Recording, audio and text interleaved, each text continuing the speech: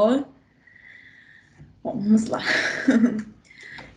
Bom dia, boa tarde, boa noite. Esse é mais um episódio do Brazilian Research in Auto Industry, o BRAIN, que é um produto tecnológico do Grupo de Estudos em Desenvolvimento da Universidade Federal Fluminense, o GDESF, do campus de Volta Redonda. Meu nome é Luana, eu sou graduanda aí de Administração Pública na UF, bolsista PIBIC e associada ao BRAIN. E hoje eu vou entrevistar a Marina Cordeiro, né, que escreveu a tese Você Tem Tempo, uma análise sobre as vivências temporais dos acadêmicos, né, de ciências sociais na sociedade contemporânea. Então, ela tem uma discussão a respeito das relações de tempo e gênero, e pesquisa acerca da indústria automobilística também, e a desigualdade de gênero na questão também dos sindicatos, né, que é hoje o que a gente vai estar focando aqui. A Marina ela tem doutorado, né, no programa de pós-graduação em Sociologia e Antropologia, o PPGSA, na UFRJ, e é graduada em Ciências Sociais, né, e professora na Universidade Federal Rural do Rio de Janeiro. Olá, Marina, pode falar aí um pouquinho? Olá, Luana. Olá a todos que vão assistir aí, né, essa atividade. Então, não sei como é que Luana quer que eu comece, se só me apresentando e falando um pouquinho dos trabalhos que eu venho executando hoje, e aí depois a gente vai puxando em relação aos temas da tese e aos temas de interesse, pode ser? Pode, perfeito. Pode seguir assim. Então, gente, boa noite, né? Bom dia ou boa tarde a todas, a todos e a todes. Meu nome é Marina Cordeiro, eu sou professora do Departamento de Ciências Sociais da Universidade Federal Rural do Rio de Janeiro, né? Com a formação toda pela UFRJ. Saio da Sociologia do Trabalho, né? Tive muito tempo ligada ao DTA e aos colegas do GEDESP, assim como os outros colegas que criaram grupos de pesquisa similares, né, nas suas universidades também. Então, a gente tem, digamos, uma rede interinstitucional, eu acho, né, de trabalho que já se prolonga há bastante tempo. O meu trabalho da tese é um trabalho que discute processos de trabalho entre pesquisadores de programas de pós-graduação, especificamente na área de ciências sociais, mas vindo da sociologia do trabalho, eu vou olhar para os docentes, né, para os docentes universitários como trabalhadores.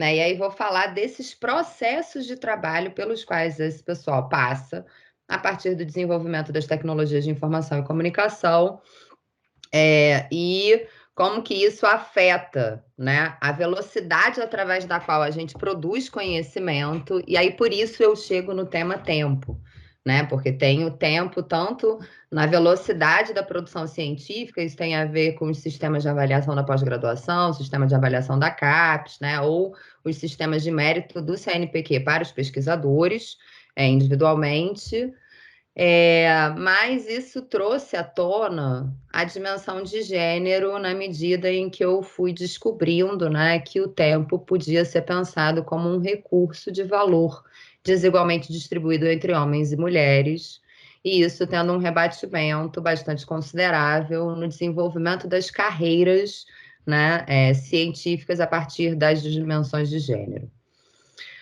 É importante aí só contar, né, que o que me impôs o gênero como uma variável foi o trabalho de campo, né, a partir do qual eu tive que começar a fazer uma discussão dentro de uma perspectiva epistêmica feminista do próprio significado do conceito de trabalho, né, porque se a gente pensa o trabalho como sinônimo único e exclusivamente de assalariamento, a gente invisibiliza todo esse trabalho doméstico não remunerado, que ocupa tempo e que, por sua vez, impede as mulheres, muitas vezes, de dedicarem mais tempo, né, às suas carreiras ou ao trabalho remunerado.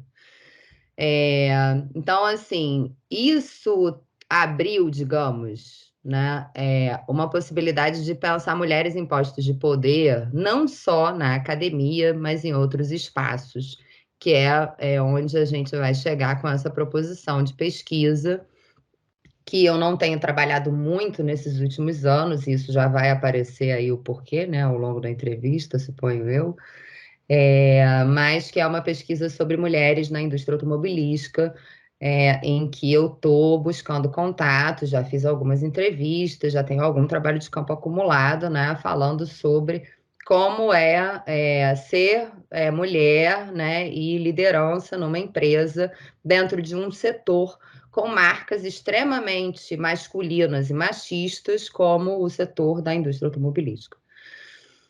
Muito bem. Daí, assim, eu acho que eu vou só contar como é que eu cheguei no lugar de dirigente sindical, e aí eu passo a palavra já para a Luana, de volta, né? Mas por que que a pesquisa não andou muito, né, nesses anos, nesse último ano e meio em especial, né? Porque eu estou fechando um mandato como diretora sindical na ADUR, que é a Associação de Docentes da Universidade Federal Rural do Rio, né? Da UFRJ. Ocupo lá o cargo de primeira secretária, mas acabei acumulando, digamos, uma série de funções sindicais, e em especial de representação institucional do sindicato, que me colocaram num espaço de projeção muito grande, né? E muito pouco previsto, né? Por mim, isso também tem me colocado nessa dinâmica de, por vezes, me pensar no próprio sindicato como uma mulher, né, que não tem filiação partidária, que não tem histórico de movimento, né, e isso tudo pesa também, né, no sentido do questionamento ou não da sua legitimidade, da legitimidade das suas posições políticas, né, e mais ainda como alguém que tem conduzido boa parte das reuniões, seja nas assembleias, seja nas reuniões de GT, né, além da minha participação no Conselho Superior de Ensino, Pesquisa e Extensão, né, que é o CEP nosso lá na Rural, assim como na Comissão Permanente de Pessoal Docente, que é a CPPD, que cuida da questão das progressões na carreira, ou seja, coisas que têm impacto na universidade inteira. Né? Então, digamos que a sociologia do trabalho tem me acompanhado não só nas pesquisas, mas agora também com essa experiência mais recente como dirigente sindical. E aí, como eu já falei um monte, eu vou passar a palavra para a Luana, para ela ir puxando aí o que ela quer explorar mais. Contigo, Luana. Não, perfeito. Foi uma boa introdução, né? Assim, a gente vê que a partir da redemocratização, então, no Brasil, houve assim, um grande aumento ali no trabalho feminino, mas eu vejo, assim, pelos meus estudos, bem no início, né, ainda, eu estou na graduação, essa reestruturação, então, produtiva, ela afetou principalmente essas trabalhadoras, né, que apesar do aumento da participação feminina, os principais cargos também de direção, eles ainda são exercidos por homens, e aí a gente pensa, né, a redemocratização já recente, mas ainda mas já tem um tempo, e hoje em dia a gente ainda vê essa dificuldade, né, quando você olha para uma empresa ainda, você vê que as mulheres muitas vezes estão ali nos cargos administrativos, algo mais não estão por toda parte ali, né? Em peso. Então, focando, indo mais para esse lado, né? A partir dos seus trabalhos, eu pude ver esse aprofundamento no recorte da desigualdade, né? De gênero, nesse debate do tempo. Então, eu queria saber, assim, como você vê a inserção da mulher no sindicalismo e com o decorrer dos anos, aí dos anos que você também está à frente, né, disso, e ao pesquisar mais sobre essa temática, né, eu me deparei com um termo, né, de inserção excluída, né, também, ao se referir nesse processo da inserção da mulher, né, no mercado de trabalho. Então, eu queria que você falasse um pouquinho mais sobre isso aí. Beleza, Luana. Então, eu vou só pegar um lapisinho aqui para ir anotando aqui algumas coisas, só para eu não me perder. Então, assim, eu antes queria só colocar uma coisa, puxando um pouco essa dimensão que você trouxe, né? Quando você traz a questão da redemocratização, que eu acho que é importante que a gente olhar o seguinte. Eu hoje, né, faço parte também de um grupo de pesquisa, né, que chama Labuta. A gente está, eu e a minha colega e amiga, professora Moema Guedes, a gente tem trabalhado dentro dessas discussões, né, das desigualdades de gênero no mercado de trabalho e na dimensão do desenvolvimento científico nas carreiras científicas, né? Então, eu acho que uma das coisas que a gente discute muito com os alunos, né, com as alunas, é a ideia de que, primeiro, que não tem cabimento quando a gente fala da entrada das mulheres no mercado de trabalho, né? Porque as mulheres sempre estiveram presentes no mercado de trabalho, né? Isso desde a Revolução Industrial, quando você observa, por exemplo, todas as denúncias, né, que abarcavam as condições de trabalho das mulheres e dos homens, e das crianças, perdão, e mais, né, a consideração de que o emprego do trabalho feminino é um elemento fundamental dentro do funcionamento sistêmico, porque ele é um trabalho cuja mão de obra é mais barata, né, necessariamente mais mal paga, e, portanto, a gente aumenta, né, a taxa de extração de mais-valia a partir do momento que você emprega mulheres. O que eu acho que acontece muito após aí a década de 80, não só uma entrada mais considerável em termos numéricos, né, uma participação mais considerável em termos numéricos, mas também um engajamento maior de mulheres em carreiras, né, o que é diferente de trabalhar, né, porque você pode trabalhar até para se sustentar no seu lugar de mulher e mãe, por exemplo, para você poder sustentar os seus filhos, digamos, né?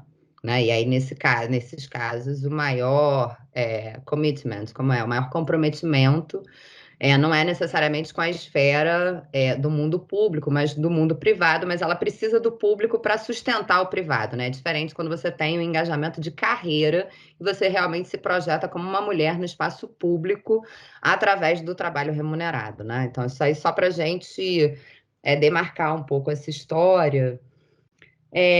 E já comentando sobre o termo inserção excluída, né? Eu acho que, enfim, a gente poderia, em outro momento, pensar em como é que a gente promove, sei lá, um encontro para discutir mais teoricamente esses elementos, mas eu acho esse tipo de lógica muito perigosa, né? Por que perigosa? É que nem quando a gente fala dos excluídos, né? Assim, tudo bem se você pensar, não, tudo é uma inserção excluída de alguns postos e tal, mas aí para isso a gente fala do teto de vidro, né? Do teto de cristal, né? Desses pontos que as mulheres não passam e que não tem a ver com elementos objetivos, como, por exemplo, maior escolaridade, porque as mulheres são maioria, né, nas universidades e tendem a ter, né, taxas de escolaridade mais elevadas do que a categoria masculina,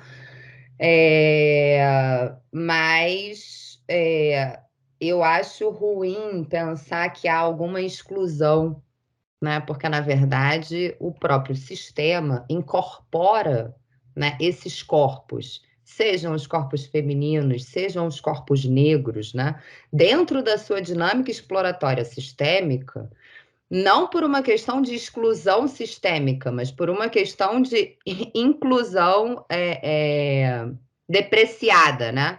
E aí eu não sei como é que a gente pensa o depreciada, né? Enfim, estou usando uma palavra muito genérica, como correlato ou não, né? Ou em que medida a ideia de exclusão ela acaba, em alguma medida, não sendo tão completa para descrever a complexidade do fenômeno de inclusão excluída, tal como foi colocado, entendeu? Isso aí só para pontuar esse pedaço, mas aí, como eu falei um monte, eu acho melhor você retomar e redirecionar, porque eu já me perdi. Tudo certo. Não tem problema, não. Mas já correu bastante, né, sobre essa questão. Acredito que a gente já sanou essa minha questão aí, né? A mulher, ela, no sindicalismo, né, ela apresenta, então, ela está envolvida nos processos políticos, né, nesses processos públicos e não da vida privada apenas, né? e de representação. Essa participação, então, das mulheres na vida pública, certo modo, ela tem sido muito já representativa, mas ainda não temos, assim, foi até como eu disse, né? Quando você ainda pega uma visão, uma foto de algo assim, você vê muito mais homens ali, né? Você poderia falar, então, um pouco mais sobre essa questão de como... O que você vê que impede essa participação, né? O que você vê como uma barreira, uma questão ainda para que essas mulheres estejam envolvidas nesses processos, nesses espaços? Certo, então vamos lá. Eu vou trazer duas imagens para a gente pensar um pouco sobre isso. Uma é de uma atividade de trabalho de campo que eu fiz, né? Onde eu fui numa exposição da indústria automobilística, né? Tipo, eu agora esqueci o nome, mas enfim, a questão é, imagina aí um galpão enorme, né, em São Paulo, onde a gente tem uma expo dessas, né, que tem assim dentro do espaço pelo menos uns 6 caminhões, né, 6 palcos, né, com várias atividades simultâneas, além de vários estandes, né, de negócios e espaços de troca de ideias ou de reuniões, né, empresariais e tal. Então, um espaço enorme que eu tirei várias fotos e era muito significativo que você via pouquíssimas mulheres, né? Assim, você tira, se eu tivesse um drone, né? Você ia olhar de cima e ia ver basicamente homens brancos de meia idade. Como eu estou organizando uma live, né? Aqui eu já vou aproveitar para fazer a propaganda, não sei se vai dar tempo, mas a gente faz mesmo assim, né? Que é uma live que vai acontecer na segunda-feira intitulada Violência de Gênero e Diversidade na Política Brasileira, com a Thalíria Petroni, do PSOL, e a Valquíria Niterói, do PCdoB. Eu estou estudando, né, para essa atividade de segunda-feira, e recentemente a Thalíria postou uma foto, né, que era ela, no meio de vários homens, espremida dentro do plenário, né, e todo mundo gritando ao mesmo tempo, né, vários homens brancos, é claro, né, também de meia idade. Então, assim, eu estou trazendo essas imagens só porque isso tem me passado muito na cabeça nesses últimos dias, né, que são as similaridades entre os processos de opressão masculina às quais as mulheres estão submetidas quando estão em postos de poder. E por mais incrível que pareça, né, a gente conversava um pouco sobre isso um pouco antes de começar aqui a gravação para valer, né, Luana? Que é a ideia de que tanto empresas quanto espaços sindicais, quanto o nosso parlamento, né, os nossos espaços parlamentares, eles têm similaridades nessas dinâmicas de opressão à mulher, né? Isso é uma primeira coisa aí que eu queria demarcar, por isso que eu trouxe essas duas imagens, né, de fato, assim. Hoje eu vejo essa questão em alguns eixos, né? E aí eu vou rememorar também um projeto que eu participei como bolsista de pós-doc, onde a gente discutia movimentos sociais e esfera pública, né? E eu responsável por fazer a discussão do sindicalismo urbano. E quando a pesquisa se encerrou, né, até por, enfim, questões de financiamento e outras, né, porque ela não necessariamente precisaria ter se encerrado, eu estava começando a fazer essa discussão com as mulheres sindicalistas, né, como era ser mulher no sindicalismo, porque era uma pesquisa que a gente acompanhava as reuniões dos conselhos de participação social, então, tanto os SEDES, que era o conselhão, né, o chamado conselhão, Conselho de Desenvolvimento Econômico e Social, quanto o CRT, Conselho de Relações de Trabalho, e o Conselho de Economia Solidária. Então, a equipe fez uma série de entrevistas com dirigentes de todas as centrais sindicais, tanto as reconhecidas já como as não reconhecidas, né, a partir da legislação específica que fez esse reconhecimento das centrais, e aquelas que participavam ou não desses espaços de representação, portanto, né? E já era colocado um pouco isso, né? Como é que a matéria feminina, por exemplo, ela estava deslocada no conselho agora eu não lembro o nome, mas era tipo o Conselho da Mulher, né? Então, veja, os problemas da mulher trabalhadora tá lá no Conselho da Mulher, ele não está no Conselho de Relações de Trabalho, né? E as sindicalistas já vinham me dizendo o seguinte, assim, é muito curioso, porque as mulheres, quando estão no Conselho de Relações de Trabalho, têm que saber discutir taxas econômicas e etc., mas os homens que estão nesses espaços não dão conta de discutir qual é a relação sistêmica de opressão a trabalhadores e trabalhadoras, né, a partir da correlação entre trabalho doméstico não remunerado e trabalho remunerado, né? Porque aí isso não é coisa do trabalho, né? Isso é coisa da mulher, né? Então, assim, muito curioso, né, de trazer à tona essa dimensão.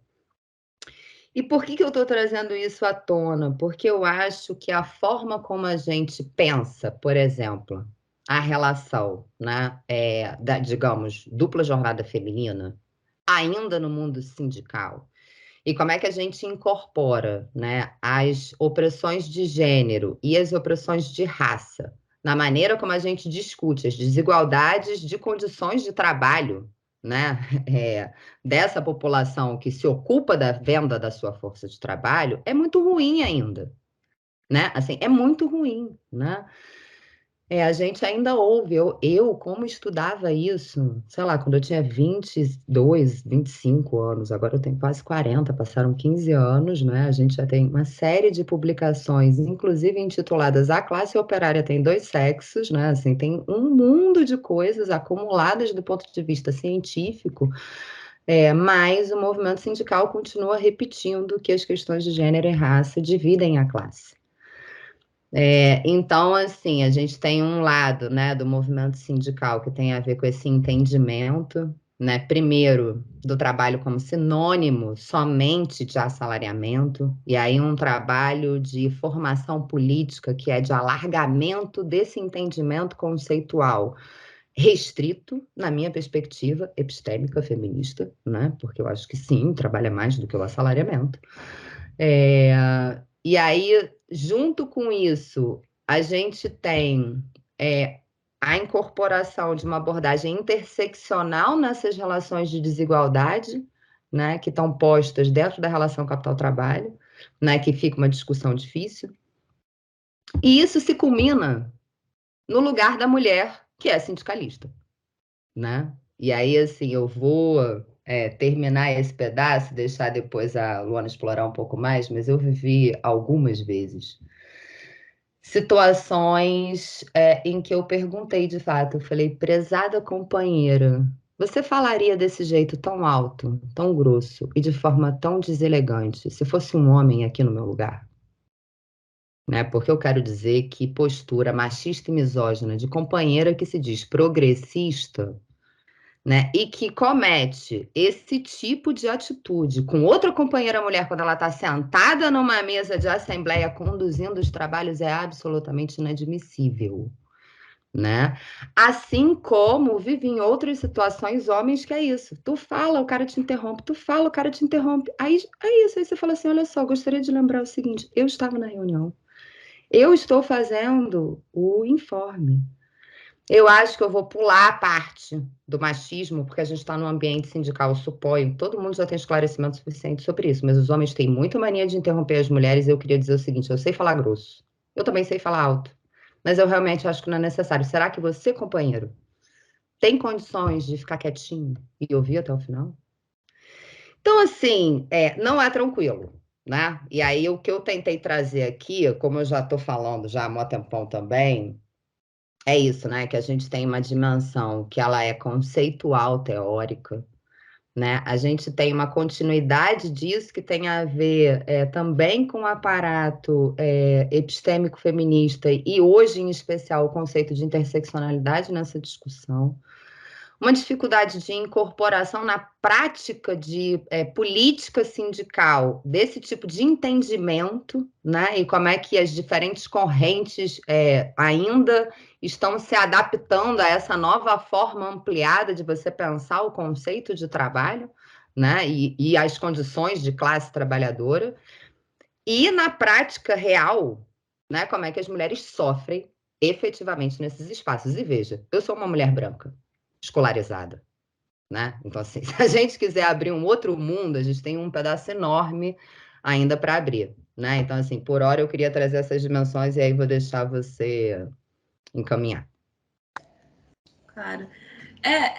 É muito absurdo isso, né? Que quando a gente fala principalmente do ambiente sindical, a gente começa a pensar, são pessoas que, no mínimo, vão estar ali já envolvida com as questões, né? Como que ainda consegue? Eles falaram, mas não, é um ambiente muito masculinizado, repleto de machismo e questões de não ser escutada. E assim, isso que a gente ainda está falando nesse recorte de ser uma mulher branca, né? Uma mulher branca escolarizada, uma mulher branca que está até numa posição ali dentro, né? Maior, eu não sei muito bem como é as divisões dentro do sindicato, como é isso, mas você está ali. Então, assim, é absurdo, né? A gente ter essa visão de fora. E não só no sindicato, nas correntes políticas, na foto, em tudo. Então a gente é muito velho ainda, né? O velho. Tá impregnado isso, tá ali. Não perde. E é chocante, e é uma das grandes questões, né? Que a gente acaba não vendo mulheres nesses espaços. É muito difícil chegar ali e enfrentar aquilo sempre, né?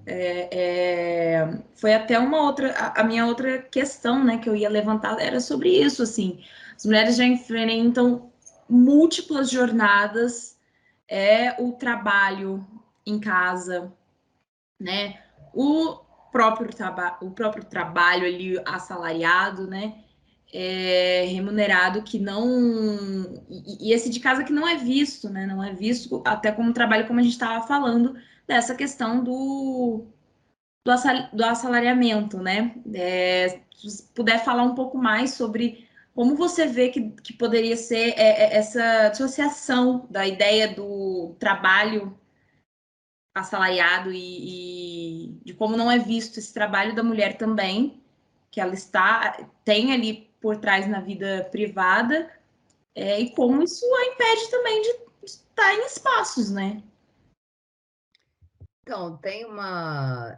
Vou fazer uma fala em dois pedaços aí. Uma é que eu acho que é isso, né? A gente tem uma escola francesa que discute, né, bastante essas dimensões de gênero, trabalho, né? Que discute, por exemplo, o conceito de care, né? O conceito do cuidado, né? Porque é isso. Se a gente for pensar, por exemplo, em relação à dinâmica temporal, né, é um movimento completamente distinto. Você botar uma roupa para lavar e você pendurar uma roupa e você cuidar de uma criança ou cuidar de uma pessoa enferma, né? Coisa que nos tempos pandêmicos se multiplica, né? Tanto esse trabalho, digamos, mais objetivado, assim, né, como o trabalho emocional, né, que ficou também bastante a cargo das mulheres, né?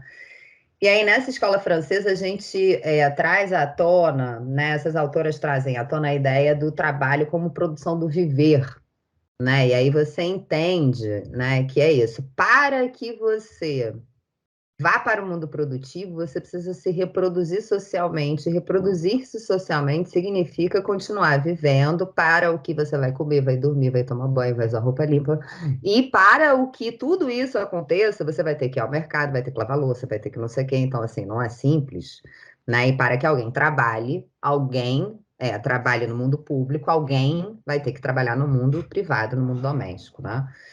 Então, essa ideia do trabalho como produção do viver, né? E como é que você amplia para além da dimensão restrita do assalariamento, ela é fundamental do ponto de vista da lógica de compreensão do mundo e das relações de trabalho, tanto no mundo acadêmico quanto no mundo sindical. E eu acho que é isso que essas autoras, assim como Agora também a gente tem tido um boom de traduções, né, das publicações das feministas negras no Brasil, trazem à tona a importância, né, de se pensar as relações e as opressões de trabalho de maneira interseccional e entrecruzada, né, com o trabalho doméstico não remunerado. E aí, se a gente for pensar nisso, participar do mundo público organizativo, político, militante, sindical, ele consome tempo. E é muito tempo. Né? Assim, dependendo do tipo de inserção que você faz, né? Dependendo do tipo de batalha, é muito tempo que você vai tomar. Então, a gente já tem uma dimensão aí que é uma dimensão muito concreta, que é a ideia de que se você vai estar trabalhando no mundo remunerado, se você tem um trabalho doméstico não remunerado para executar e você ainda vai fazer um trabalho político, né? Você tem uma multiplicação de horas de dedicação que algum jeito você vai ter que dar, né? Pode ser que seja um jeito individual em que você vai se exaurir mais, né? Você, figura feminina, na grande maioria das vezes. Pode ser também uma realidade da classe média, né? Ou dos casais burgueses, que é você contratar, e aí possivelmente uma empregada, mulher negra, né, para fazer esse serviço, né? Ou uma dimensão que é uma dimensão muito mais difícil, que é você fazer a negociação com o seu par, né? Especialmente se esse par for do sexo masculino, né? Heteronormativo, cisgênero, né? Aí vai ficar mais complexo. Então, assim, eu acho que tem uma dimensão que é isso, que é concreta, né? Que é o tempo para fazer isso.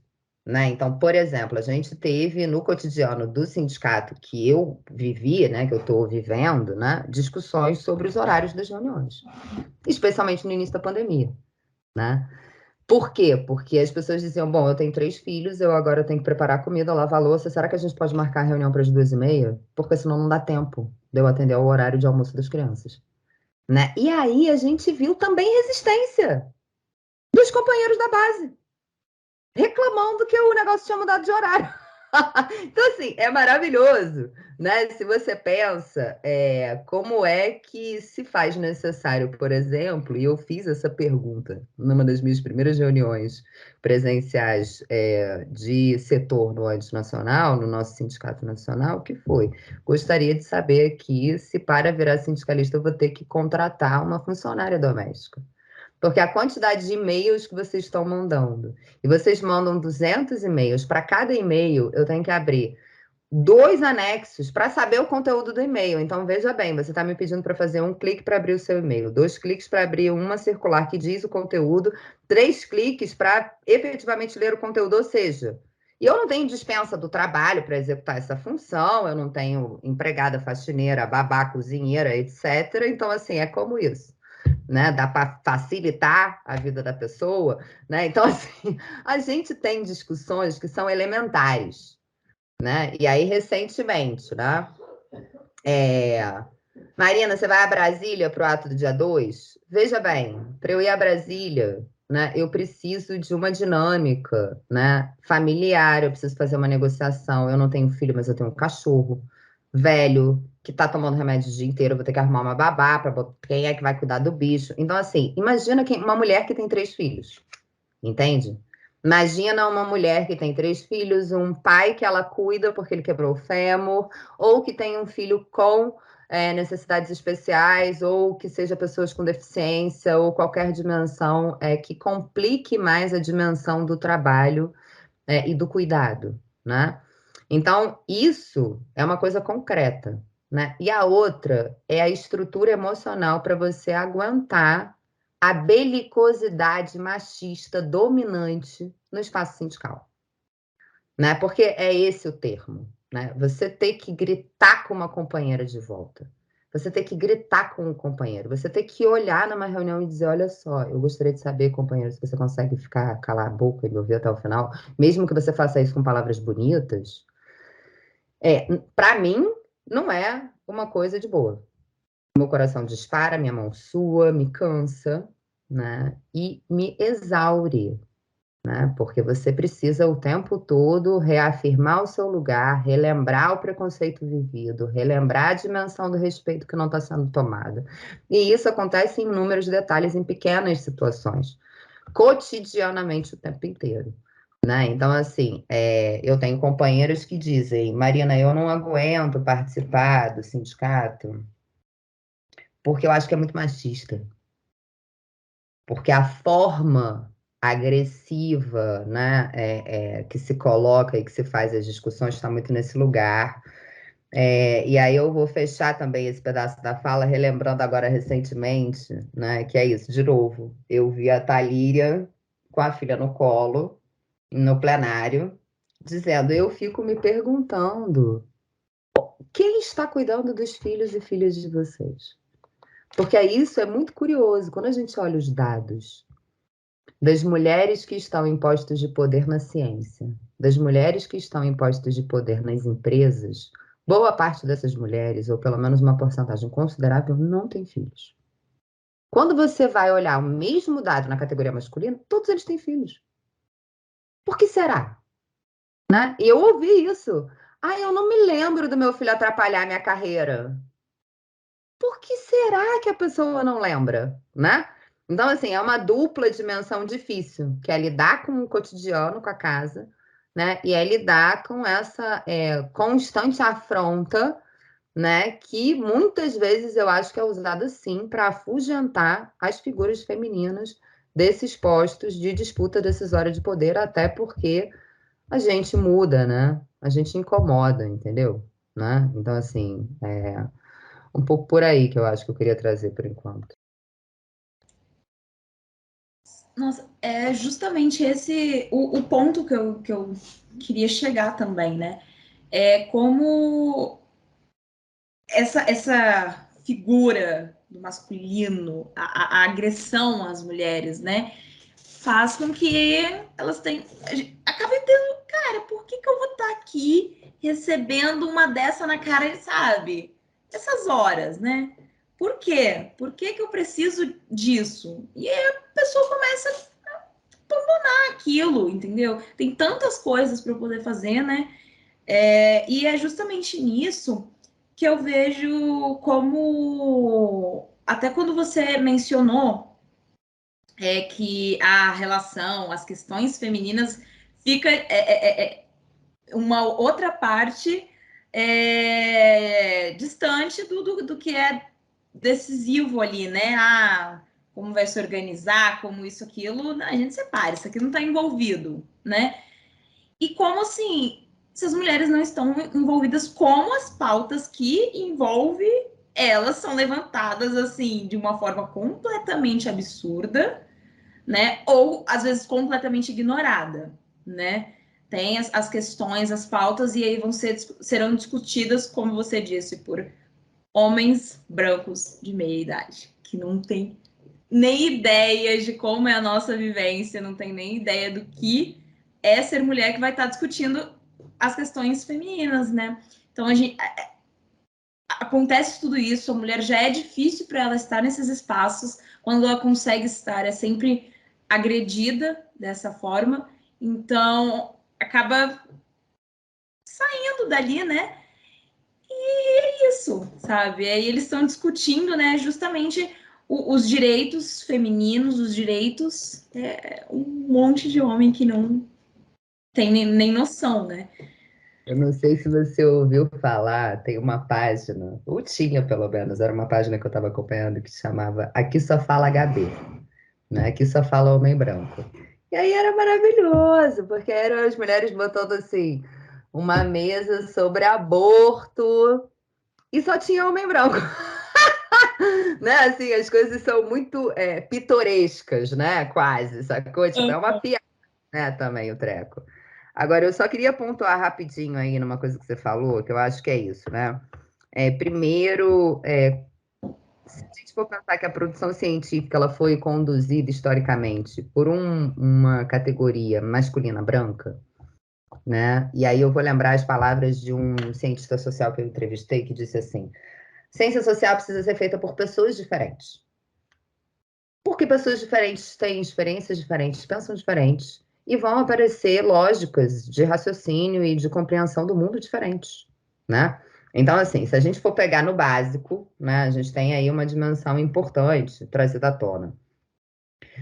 Por outro lado, tem isso, né? Que é como é que o pertencimento à categoria feminina nos permite observar coisas que os homens muitas vezes não observam, assim como ser negro permite perceber coisas, né, no cotidiano do racismo que muitas vezes o branco não vai perceber, por mais que ele tenha sensibilidade alguma, ou empatia, ou seja lá o que for, em relação à dimensão da negritude, né, e das desigualdades de raça no país.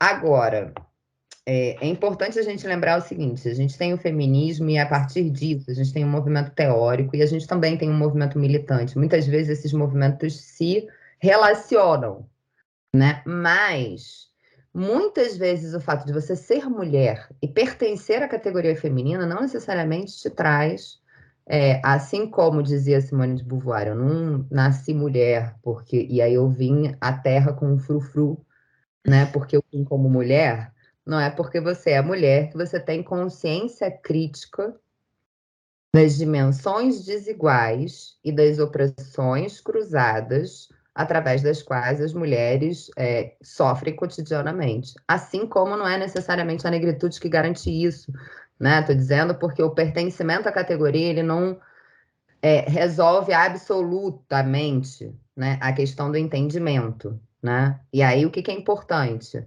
É o tempo todo a gente fazer o debate, que é o que eu tenho tentado fazer no sindicato, né? Então é isso, assim, eu puxei um ponto de pauta em assembleia que era desigualdade de gênero dentro da universidade, né? Mas esse ponto de pauta nunca existiu desse jeito numa assembleia, né? Mas por que você tem que botar na assembleia? Porque você tem que discutir, né? Porque as pessoas precisam atentar para isso, porque senão você vê isso, são mulheres que falam em nome das opressões de gênero, mas que oprimem uma companheira mulher quando ela está no espaço de liderança, né? É uma companheira negra que você vê que está esculhambando especialmente as lideranças quando elas são lideranças femininas e que está falando, entende? Então, assim, é muito difícil, né? E aí o que eu vejo hoje é que isso é só o começo, né? Assim, é o começo de um desafio enorme, né? Que envolve a discussão das cotas, né? Para eleições, que está na pauta, que não está caminhando, né? E é por isso que figuras tipo a Thalíria, que vão para a plenária carregando a filha no colo e dando de mamar, né? Ou a Manu, quando vai fazer campanha e carrega a filha no colo, né? É para a gente dizer para o mundo: olha só, o filho não é responsabilidade da família nem da mulher. A existência das crianças é um dado de continuidade populacional, né? É um elemento estrutural da vida em sociedade, é um problema público, é um problema também de política pública, né? Então, assim, é um trabalho enorme ainda pela frente para organizar mais, né? Como é que a gente traz essas questões à tona, seja do ponto de vista da ciência, seja do ponto de vista da prática cotidiana. Sim, acho que até já caminhando ali para o final, né? Eu tenho algumas questões assim que é até sobre isso, as cotas, né?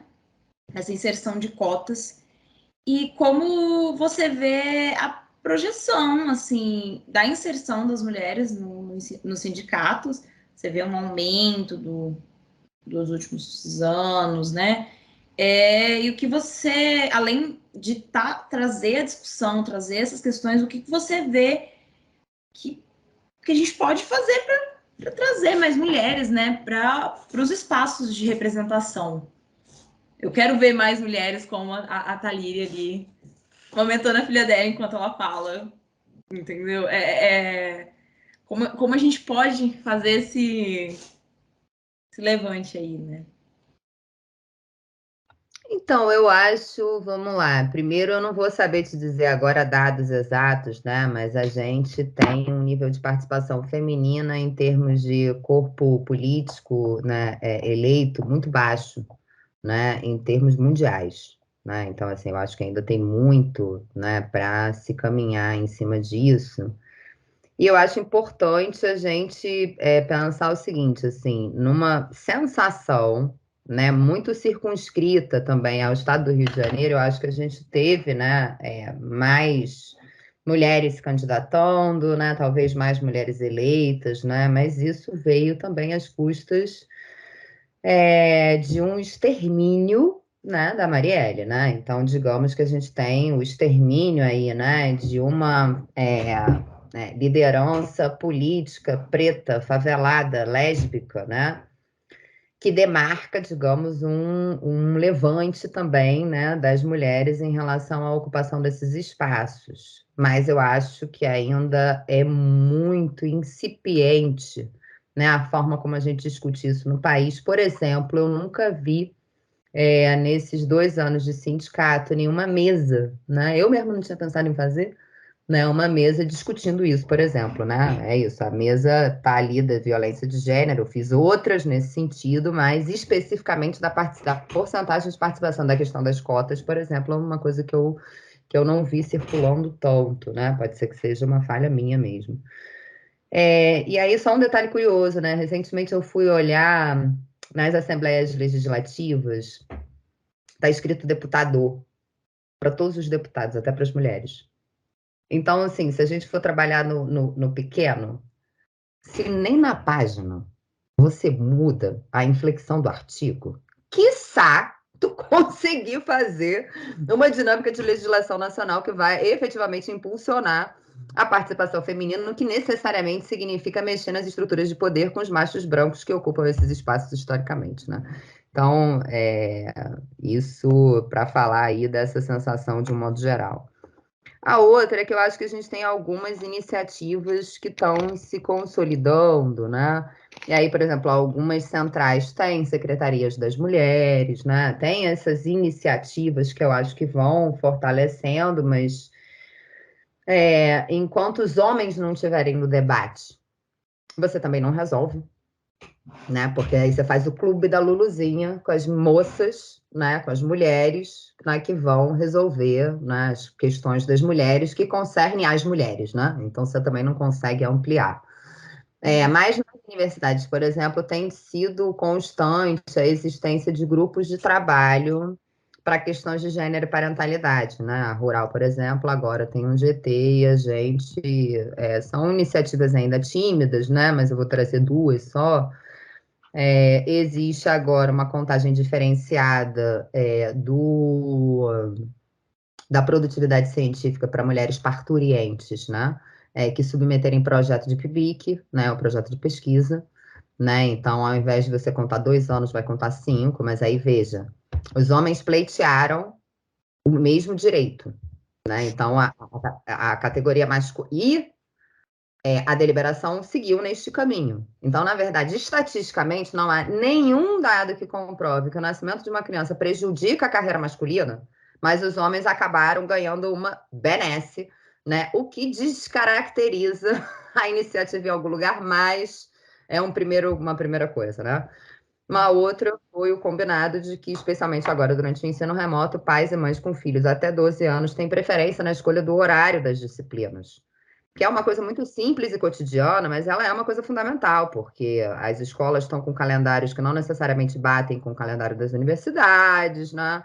Não necessariamente os pais estão mandando os filhos sempre para a escola por conta das questões pandêmicas. Então, a gente tem algumas universidades, é isso que eu quero trazer, constituindo espaços institucionais que trazem para a dimensão do pensamento sobre a carreira, né, esses elementos da desigualdade que têm a ver com a dimensão doméstica, né, familiar e do trabalho de cuidado e o trabalho não remunerado.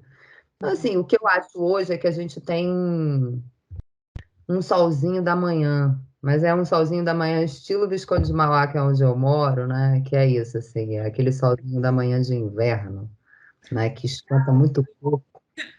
Aí tu fez tipo 3 graus, bateu zero, entendeu? 5 da manhã fez -1 e tem um solzinho, né? Mas é preciso ainda muita organização e muita luta para que as mulheres efetivamente, né, mulheres e negros conquistem um espaço Mesmo diante, eu acho, desses ambientes supostamente mais democráticos, né, que seriam os ambientes dos sindicatos, por exemplo. Acho que tem muita coisa para fazer ainda, mas é isso. A gente vai colaborando um pouquinho aqui na ciência, no trabalho, política, e vamos vendo onde que dá, né, Luana? São uns pequenos passos aí, né? Que a gente vai dando, às vezes muito pequenos mesmo, mas que tem, são significativos, né? Hoje em dia a gente tem muita coisa que há tempo, assim, poucos anos atrás, não tinha isso, não existia, não tinha nem o pequenininho, então é muito significativo, é muito importante. Eu gosto sempre de ter isso, né? Eu sou uma jovem muito novinha ainda e eu sempre fico agradecer a todas as mulheres mesmo que vieram antes de mim, que fizeram muita coisa para eu poder estar no espaço que eu ocupo hoje também. É muito significativo isso. Queria agradecer também a você pelo seu tempo e por todas as suas pesquisas e seu trabalho. Eu estou acompanhando muito e tenho lido bastante, uma fã. Queria agradecer, né, por ter essa oportunidade. Se você quiser falar mais alguma coisa também, fique à vontade. É só agradecer mesmo, assim, acho ótimo poder estabelecer esse diálogo, fico feliz com o convite, foi uma ótima conversa, Luana.